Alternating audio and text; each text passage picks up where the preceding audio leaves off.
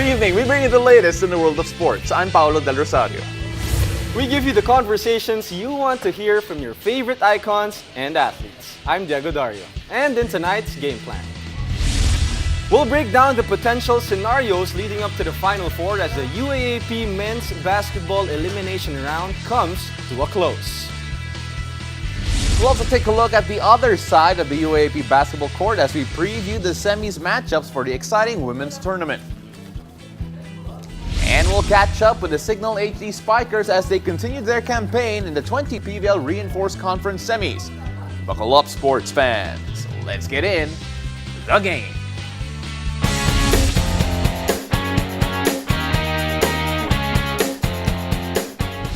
While UAAP fans are shocked with the events that unfolded last Saturday, there was one guy who knew that this was all coming. Joining us to remind us of his hot takes kasi humble siya, while dishing out new ones since he's now a fortune teller and is UAAP analyst, Mr. Hot Takes himself, Jello Vito. Jello, how did you do it? Yung tanong ko, how did you do it? It's just innate in me, probably. I don't know. Honestly, I gotta give it to Jello because, you know, when I did my thesis defense, it was very generic. You know, there's gonna be a tie in the fourth, there's gonna be LaSalle and Adamson, but this guy, what was your hot take that, you know... Ilabas natin. Okay, may Ano ba kasi listahan yung mga tayo. sinabi mo, Jels? So, last Friday, November 25, sinabi niya that number 1, LaSalle will lose to UE. Wow. It happened. Adamson will win against NU. It will happen. And UP will stay at number 1. And So far. So far. So 3 and 4 up to debate. Wow, Jels. I mean, what did you see? How, like, can you please explain to us how did you, you know, actually get that hot take correct? You know, well, one, naramdaman ko lang talaga na there's just something in me na like magkaka-playoff eh. So it's and magic. LaSalle that will really lose. Kasi that number 1, that LaSalle game, hindi kompleto si LaSalle. Yes, that's true. Michael Phillips wasn't there. Shawnee was still out. And when I was watching the game, I actually covered the game. And wala silang naging solusyon dun sa zone defense ng UE. Yes, Mark Nonoy was making his threes towards the end of the game, but that really wasn't enough to keep LaSalle, keep UE at bay during the game. You know, it's funny because I'm sure that you were cheering on UST and Ateneo to beat Adamson. Yes. Adamson need to beat Ateneo for an outright berth. Yep. If that does not happen, it's going to be a playoff. You said that there's going to be a playoff in Yes. your predictions. Can you defend that now? Okay. In the coming next games, yung next 2 games nila, again, questionable pa rin yung Michael Phillips and Shawnee Winston against UST. But I really feel that LaSalle would still have that advantage, knowing that their UST's top scorer, Nick Cabannier, won't be there due to injury. And, I mean, on paper, LaSalle's gonna be more, and may advantage ka agad. And dun sa Ateneo and Adamson game, medyo dito ako 50-50. I really can feel na Adamson will still be there, but come on, knowing Ateneo, knowing those guys, they won't take this lightly. I mean, they want to finish strong the elimination. So do you think, I'm gonna put you on the spot here, do you think Ateneo will not rest, you know, their players, their starters, to get ready for the Final Four against Adamson? Because they can. Because they can, because no matter what happens, they're gonna get that twice to beat advantage, or they're gonna go up against either NU or Adamson if they lose.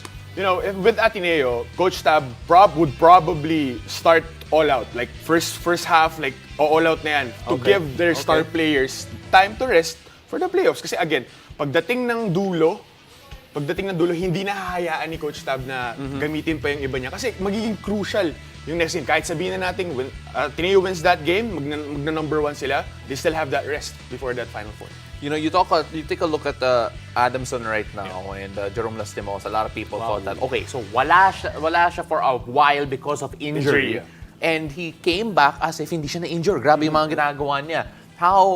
If you look at the way he's playing right now and the way that how much this means to them in terms of Adamson making it to the Final Four outright, so palagay mo ba that this is going to be the ultimate litmus test for this team? Well, probably yes, that's 1. And 2, right now, yes, Jerome Lastimosa is being the guy for Adamson, but you should not count out Lenda Duanga. Lenda Duanga was playing phenomenal Shooting for the threes? past, like their last 2 games. And I mean, right now, hindi naman si Jerome yung top scorer ng ng Adamson yan. It's Lenda Duanga who's performing well. Basically, for Adamson. Lenda Duangas being a Jello Vito. Right? Yeah, All right, he's- let's okay, wag na tayo magpaligoy. Si Jerome ninyo pa. Lastimosa, si Jet Manuel. Who let's go- passes it to Jello Let's Vito. go straight to it, Jels. Yeah. Who will take that last spot in the Final Four? I would go with Adamson. That is a hot take. I would go with Adamson. Adamson via playoff or Adamson? Adamson, there will be a playoff, no doubt. For me, there will be a It's playoff. still your hot take. That was There his will take. there will be a playoff. Sure yan, 100% there will be a playoff. But Adamson will get that one. Do you think a playoff benefits the top two teams? Because obviously there's an extra game Yes. for either Adamson or Lasal. Well, ako what I truly feel that either way na kung sino man ang kalabanin ng kasi ang mangyayari diyan if there's will be playoff, Ateneo would be number 1. Ako I feel that Ateneo would care less who's they're going up against. who's they're going up against because again they've beaten Adamson, they've beaten Lasal and comfortable fashion. So hindi na mamimili ang Ateneo diyan. Either they go 1 or 2. Well, how crucial do you think will this twice to beat advantage will be for UP and Ateneo, especially that fourth team will have to play, back-to-back game days basically. I mean, advantage yan because one, they will get their rest. They will be able to prepare It's longer. super important in the Final Four, Diba? right? Kasi usually yan, I mean, Jegs, we've been there in the Final Four. We had to play against Adamson twice and the amount of preparation is really tough. But ang magiging advantage lang for guys na magpa-qualify sa Final Four is that momentum. Yeah. Momentum. I was going to say that was a big issue when UE swept the elimination round Yes. back Right. in the day, and LaSalle had to go through a gauntlet Yeah, that's and then facts. swept them in the finals. Is that something you're worried about now, though, if you're one of the teams up top? Yeah, I mean, ako concern ko lang talaga dito is for those four guys, for the bottom seed na yung fatigue. I mean, either way, kahit may momentum sila, fatigue will really set in. That's again, going back sa amin ni Jegs noon, that's what happened during the finals. Well, you know what, Jello? We're gonna have you here for a while more because we still have a lot more to talk about. But before that, I just want to tell everyone, go Ateneo, one big fight. It hurts me to say it, pero alam mo, Lasal, please. Okay? Basically, it's in Ateneo's hands, LaSalle's fate. So Yes, that's true. we'll still have Jello after the break. We've got more UAAP hoops because we're shifting over to the women's side as we preview the exciting semis matchups between the top 4 teams this season. Stay tuned. You're watching The Game.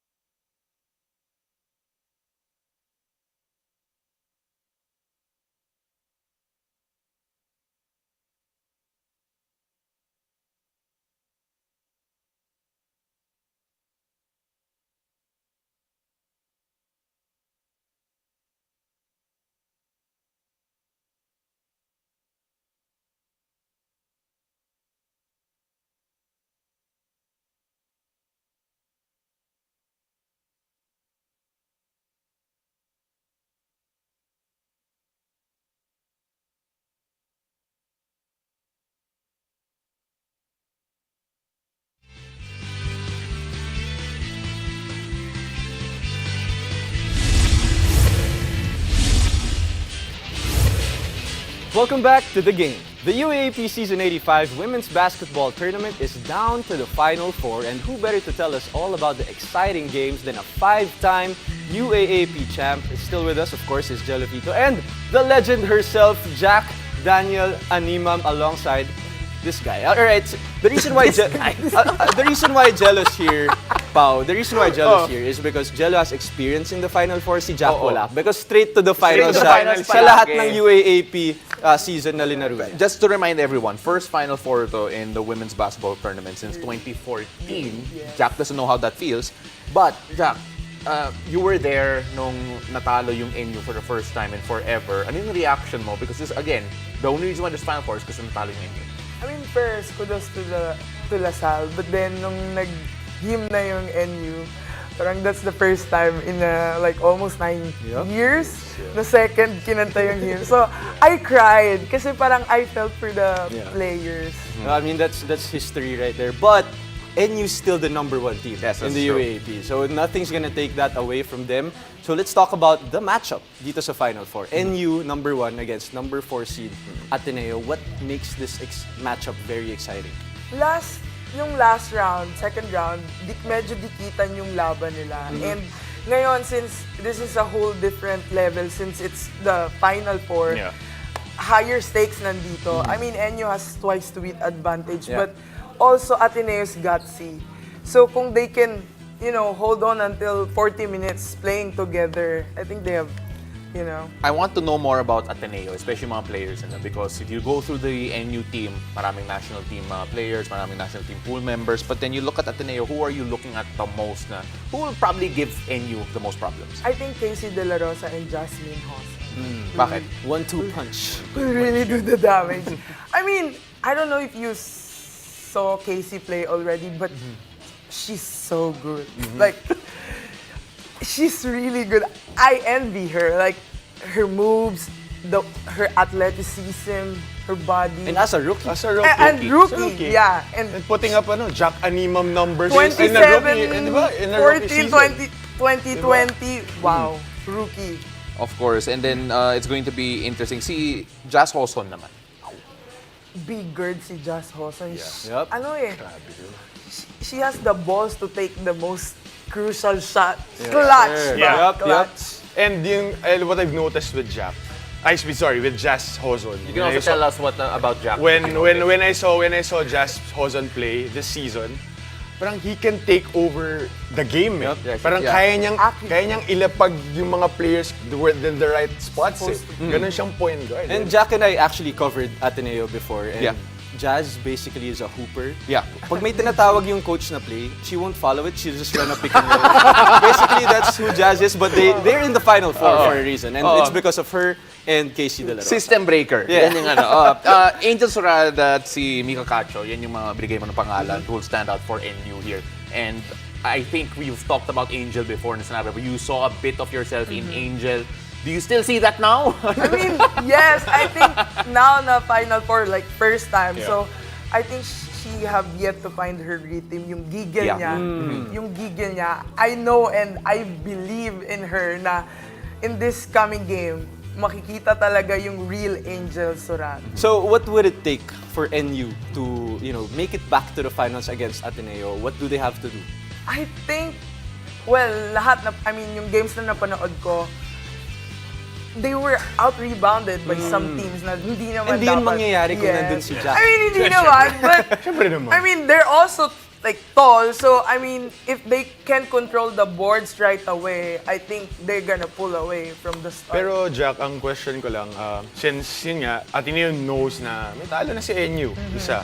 Do you think yung talo na yun would give them a motivation more, or parang yung ibang teams would be like, shit, yung Ateneo, kaya kami talunin, baka matalo kami nito kasi kaya.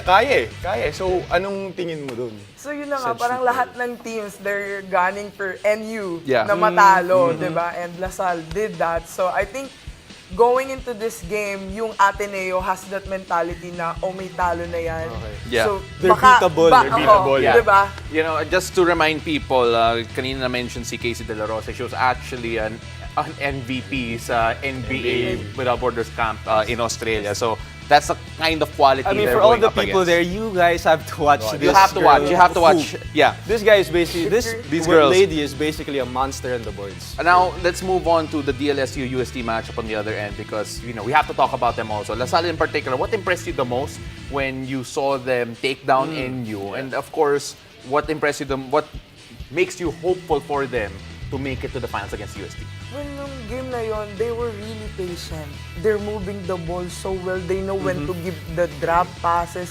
And especially their defense. Talagang yung rotation ng depensa nila pag may humhelp, help the helper, andun talaga sila. And hindi sila nagmamadali. Kahit na yung NU lumamang na nung third quarter, they're still following their game plan. And talagang, wow. Right. Good game talaga. And Jello, ikaw, you have experience in the Final Four. Si Jack kasi wala. So I'll ask you, Jello, how important is, yung mga underdogs? Because we beat Adamson way back. Twice. I remember twice. that. That's twice. They were twice to beat. But how important is the Final Four? Yung upsets. It always happens. It's been a trend in the UAAP. And why do you think it's that way in the UAAP? One, game evolves. The game evolves. And two, dyan papasok yung scouting. Dyan papasok yung, probably that's more of the coaching staff's job to make certain adjustments, to make calls inside the game. Yeah. And again, pag 2 and 4, kasi pag you're playing against may twice to beat advantage, lagi may adjustment yan in game 1 and game 2 if ever magkaroon ng game 2. So it's gonna be crucial kung ano yung magiging adjustment and how they would pan out in that game. Speaking about crucial, Jack gave 2 key players para sa LaSalle, si Lisario and sa UST Taki Takata.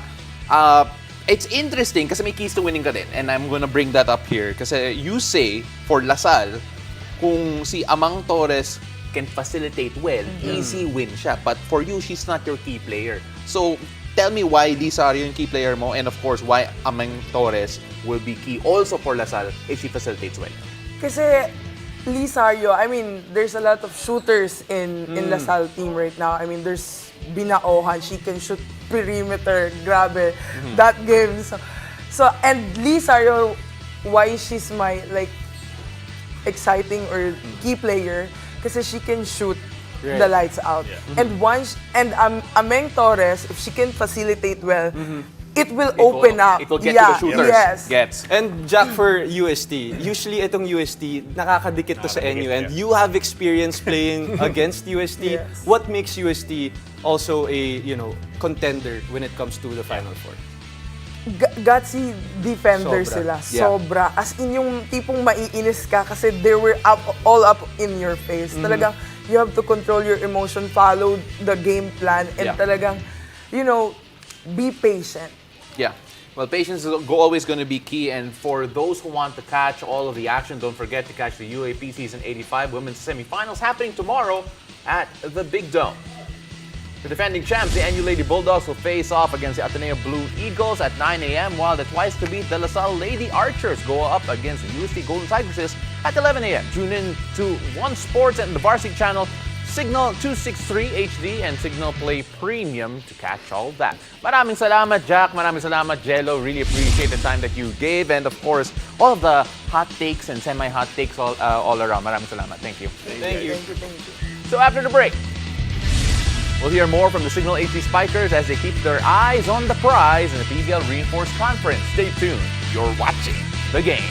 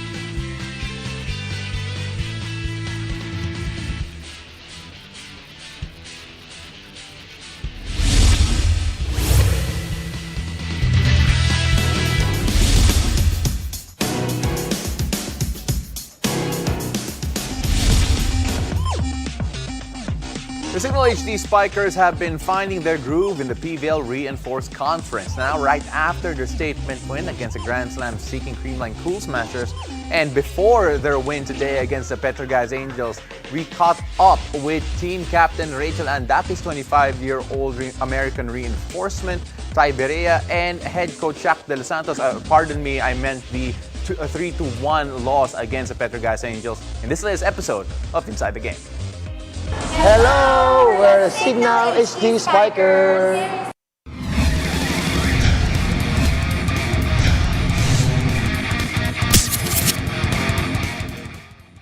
Sobrang laki ng impact nito kasi syempre sobrang ano namin to. Actually, wini-wish pa lang namin to before na makuha namin yung panalo. But now, binigay na sa amin ni Lord. So, sobrang thank you and nakaka-proud yung buong team and then the coaching staff and then especially yung management na grabe yung support sa amin. So, hopefully magtuloy-tuloy pa yung magandang performance namin. Unang-una siguro yung game plan lang namin, nasunod lahat. And then, yung mga players talagang kinumit nila yung sarili nila kung ano yung gusto namin mangyari the whole game. So, yeah, and sobrang happy kasi slowly nakukuha namin yung magandang goal namin and yeah, gagawin pa namin yung best namin and hindi kami magiging complacent para mas makuha namin yung talagang pinaka-goal namin. Yung spark siguro is itong panalong to. Ito lalo yung mag-boost ng moral ng team na to at saka napakagandang panalo para paghandaan din namin yung susunod na game namin. So, sobrang happy kami with the result. And totoo yun, pag naghihirap ka, pinaghirapan mo lahat sa training, nagsipag ka, lalabas at lalabas siya. Kaya sobrang happy kami, lalong-lalo na yung buong team Cignal. Siyempre, with Ty, very positive siya. Speaking at the right time, I so love you, Ty. Love you, And ang maganda kasi kay Ty, sumusunod siya eh. So, nakikinig lang siya sa amin. And ano pa, sobrang happy niya lang kasama sa court. So, energy din na siya. Nagbibigay siya ng boost sa amin pagdating sa court. And alam mo yon, gusto lang namin din talaga siyang tulungan. So, thank you so much, Ty. Thank you, Ty. Teammate. She might cry. I love it. As soon as I heard like I was playing with veterans and I got to really know about them and what they've done for this country and everything, I was like, oh my God, feed me knowledge.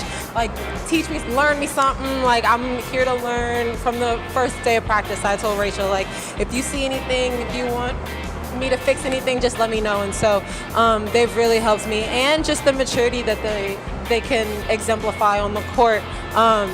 It's really helped me along the way, and it's helped me mentally, just being able, trying to mimic that throughout games, their maturity, and I really think that that's helped me. So yeah, I love you, Rachel.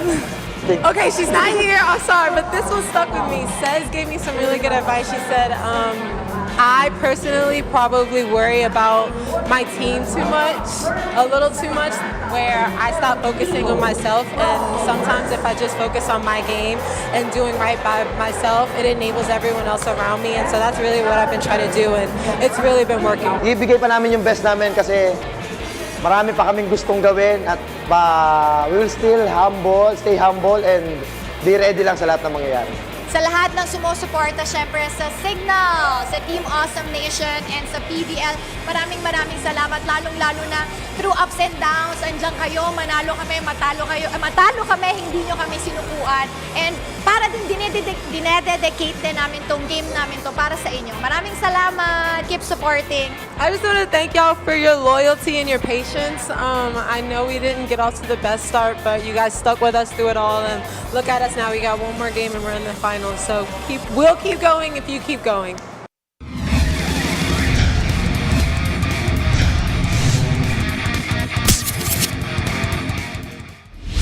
That was the Cignal HD Spikers, and that's it for tonight. Thank you for joining us. I'm Diego Dario. Catch us weeknights here on One News, One Sports, and One Sports Plus. I'm Paulo Del Rosario. This has been The Game.